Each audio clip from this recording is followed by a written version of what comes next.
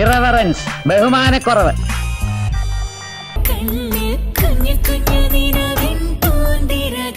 ഇറവറൻ movie റിവ്യൂസിലേക്ക് സ്വാഗതം. ഇപ്രാവശ്യത്തെ movie Padmashri doctor മമ്മൂക്കയുടെ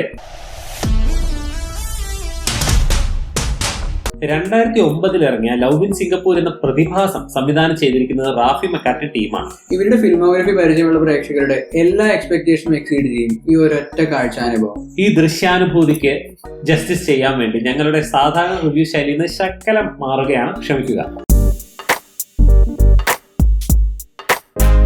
സിനിമയുടെ പ്രമേയം അതിന്റെ ടൈറ്റിൽ നിന്ന് വളരെ വ്യക്തമാണ്. പക്ഷെ അതുകൊണ്ട് കാര്യമില്ല, ജസ്റ്റ് ഔട്ട്ലൈനിൽ ഒതുക്കാൻ പറ്റില്ല ഈ സിനിമയുടെ പ്ലോട്ട്സ്. മമ്മൂക്കയുടെ ക്യാരക്ടർ മച്ചു എന്നു പേരുള്ള ഒരു ആക്രിക്കാരനാണ്. മച്ചു കുട്ടിക്കാലം മുതൽ ആക്രി പെറുക്കി ഒരു കോടീശ്വരനായ സ്ക്രാപ്പ് ഡീലർ ആവും. ചായ അടിച്ചുകൊണ്ടിരുന്ന കിച്ചാമണിക്കാവെങ്കിൽ എനിവേ, പ്രായമായിട്ട് മച്ചു കല്യാണം കഴിച്ചിട്ടില്ല. അത് ആഗ്രഹമില്ലാഞ്ഞിട്ടല്ല, പെൺകുട്ടികൾക്ക് താല്പര്യമില്ലാഞ്ഞിട്ടാണ്. കേട്ടില്ലേ? പെൺകുട്ടികൾക്ക് താല്പര്യമില്ലാഞ്ഞിട്ടാണ്. ഞങ്ങൾ മച്ചുവിന് വേണ്ടി കുറെ പെൺപിള്ളേരെ കണ്ടതാ. ചിലർ ഉത്തരം ഒരു വാക്കിലൊതുക്കി, മറ്റു ചിലർ 2 വാക്കിലൊതുക്കി. എനിവേ, മച്ചുവിന്റെ പ്രായവും ഗ്ലാമറും ഒന്നല്ല ഇതിന് കാരണം, മറിച്ച് ആക്രിക്കാരൻ എന്ന ടാഗ് ആയിരിക്കും എന്ന് പറഞ്ഞു കൊടുക്കുന്നു ജസ്റ്റ് പരിചയപ്പെട്ട വൺ മിസ്റ്റർ സായിപ്പ് പെരേര. എന്തൊക്കെ പറഞ്ഞാലും സംഗതി ആക്രി കച്ചവടമാണല്ലോ, അതിനൊരു വെയിറ്റ്. സായിപ്പ് ഇതിന് പരിഹാരം അപ്പൊ തന്നെ പറഞ്ഞു കൊടുക്കുന്നുണ്ട്. Share market investments. ജസ്റ്റ് പരിചയപ്പെട്ട സായിപ്പിന് കയ്യോടെ കുറെ ബ്ലാങ്ക് ചെക്സ് ഒപ്പിട്ട് കൊടുത്ത് മച്ചു തന്റെ സ്ട്രോങ് ബിസിനസ് ആക്യുമെൻ ഡെമോൺസ്ട്രേറ്റ് ചെയ്തു.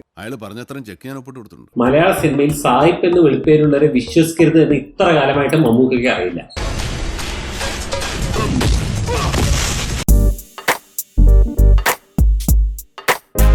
സിനിമയുടെ പ്ലോട്ട് മൊത്തത്തിൽ എപ്പിക് ആയതുകൊണ്ട് അത് നമുക്ക് കണ്ടിന്യൂ ചെയ്യാം.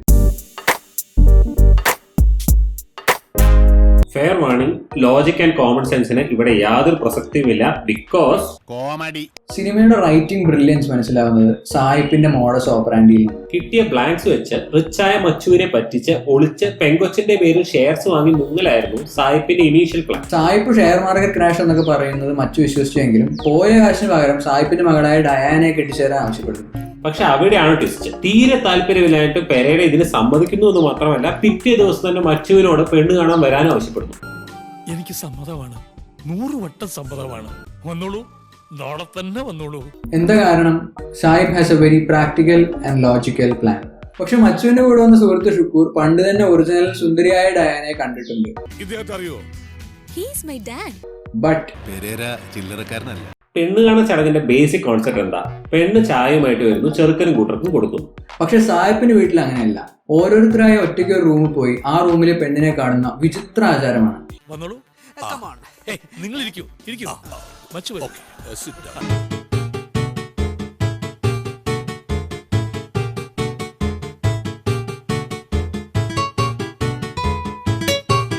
ഡയാന എന്ന വ്യാജേന ഇയാൾ മച്ചുവിനെ കാണിക്കുന്ന പെണ്ണ് ഫാൻസി ഡ്രസ്, മേക്കപ്പും വെപ്പുപല്ലും ഒക്കെ വെച്ചിരിക്കുന്ന ഏതോ ഒരുത്തിയാണ്. This is my daughter, darling. Comedy. Suspension അല്ല, ഡിസ്മിസൽ ഓർ ഡിസ്ബിലീഫിൽ ഇരിക്കുന്ന പ്രേക്ഷകർ ഇത് കണ്ടിട്ട് പറയും ബ്രില്യന്റ് ഡിസെപ്ഷൻ.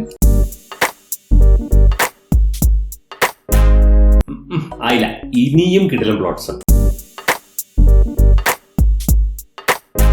പ്ലോട്ട് കൺവീനിയൻസിന് വേണ്ടി ഷുക്കൂറിനെ കൂട്ടാതെ ഈ പെണ്ണിനെ വേണ്ട എന്ന് പറഞ്ഞ് മടങ്ങുന്ന മച്ചുവിന്റെ കാർ ഒരു ആവശ്യമില്ലാതെ ഡയാനയുടെ വണ്ടിയുമായി ആക്സിഡന്റ് ആവും. ഡീസന്റ് ജെന്റിൽമാനായ മച്ചു ഡയാനയെ പിക്ക് ചെയ്ത് ഹോസ്പിറ്റലിൽ കൊണ്ടുപോയി ട്രീറ്റ് ചെയ്ത് ആ കുട്ടിയുടെ വീട്ടിൽ കൊണ്ടുപോയി ആക്കാൻ ഒരുങ്ങുന്നു.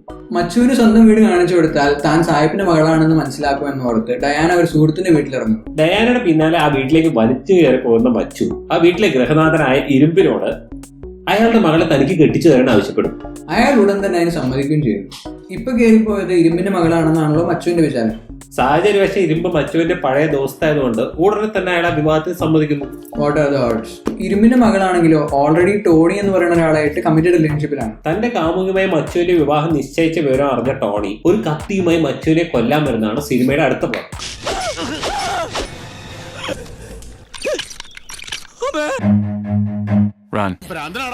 Brilliant confusion. ഇനിയും കഴിഞ്ഞിട്ടില്ല പ്ലോട്ട്. തെറ്റിദ്ധാരണ കല്യാണ ദിവസം തല്ലും കയ്യാങ്കളിയൊക്കെ ആയി കൺഫ്യൂഷൻ ഒക്കെ തീർന്നു. ചതി തിരിച്ചറിഞ്ഞ മച്ചു സായിപ്പിനെ തട്ടാൻ വേണ്ടി അയാളുടെ വീട്ടിലേക്ക് പോകുന്നുണ്ടെങ്കിലും ഒരൊറ്റ ദിവസം കൊണ്ട് സായിപ്പ് മകൾ സിംഗപ്പൂർ പോയി സെറ്റ് ചെയ്തതായി അറിയുന്നു. അവരൊക്കെ സിംഗപ്പൂരിൽ പോയി, ഇനി തിരിച്ചു വരികയില്ല. മച്ചു നേരെ ടോണിയെ കൂട്ടി സിംഗപ്പൂരിലേക്ക് എത്തുന്നു പ്രതികാരത്തിനായി. പ്രതികാരം എന്ന് വെച്ചാൽ ഡയാനയെ കല്യാണം കഴിക്കാൻ.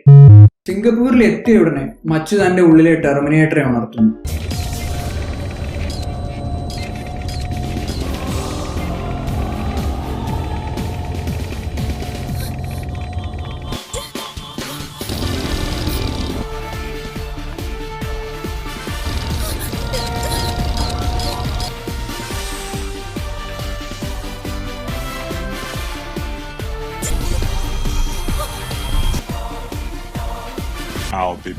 ഡയാനയുടെ കല്യാണം ചർച്ചിൽ പോയി മുടക്കുന്ന മച്ചുവും ടോണിയും വൃദ്ധനായ പെരേരയും മകളെയും വരട്ടുന്നു. തന്റെ മകളെ ഞാൻ മാത്രമേ കല്യാണം കഴിക്കൂ എന്ന് ഭീഷണിയും മുടക്കുന്നു. അതിനുശേഷം മച്ചു തന്റെ കൂടെ വന്ന ടോണിയെ നിർബന്ധിച്ച് നാട്ടിലേക്ക് അയക്കുന്നു. കാരണം പെരേര ചില്ലറക്കാരനല്ല. അങ്ങനെ അന്യദേശത്ത് ഭാഷ പോലും വശമില്ലാതെ ജീവിക്കാൻ വഴിയില്ലാതായ മച്ചു തൊട്ടടുത്ത് പ്രത്യക്ഷപ്പെടുന്ന മലയാളിയായ സുരാജേട്ടന്റെ സഹായത്തോടെ ഇതല്ല ഈ സുരാജേട്ടന്റെ സഹായത്തോടെ മറ്റൊരു മലയാളിയുടെ വീട്ടിൽ വേലക്കാരനായി കയറുന്നു. ആ വീട്ടിലെ ചെറുപ്പക്കാരനാണ് സാഹചര്യവശാൽ ഡയാനയുടെ പുതിയ fiancee. What are the odds again? Anyway ഈ ചെറുപ്പക്കാരൻ ഇന്റർപോളൊക്കെ അന്വേഷിക്കുന്ന ഒരു ഇന്റർനാഷണൽ ഗാങ് മെമ്പറാണ്. ഡയാനയെ കല്യാണം കഴിച്ച് അവളുടെ പേരിലുള്ള ഷെയർസ് മുഴുവൻ അടിച്ചു മാറ്റി അവളെ കൊല്ലാനാണ് ഇവന്റെ പ്ലാൻ.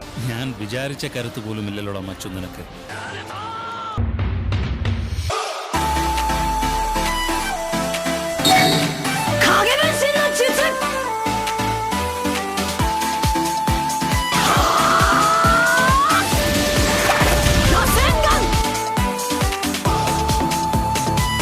വേലക്കാരനായ മച്ചു ഈ പ്ലാനൊക്കെ മനസ്സിലാക്കി അത് തടഞ്ഞ് ഡയാനെ രക്ഷിക്കുന്നതാണ് മറ്റൊരു പ്ലോട്ട്. Most plots ever. നിർത്തുന്നതിന് മുമ്പ് ഈ സിനിമയിലെ കോസ്റ്റ്യൂം ഡിസൈൻ ബ്രില്യൻസ് ഒന്ന് കണ്ടോളൂ.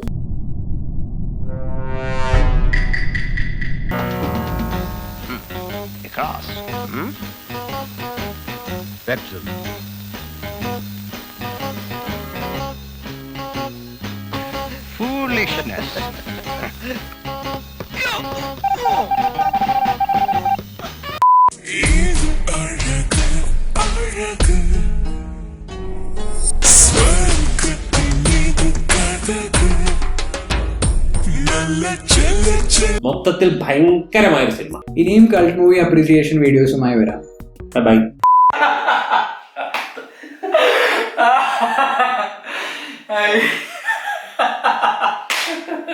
എന്ത് ഇത് ഇന്നൊരു പിങ്ക് പുക.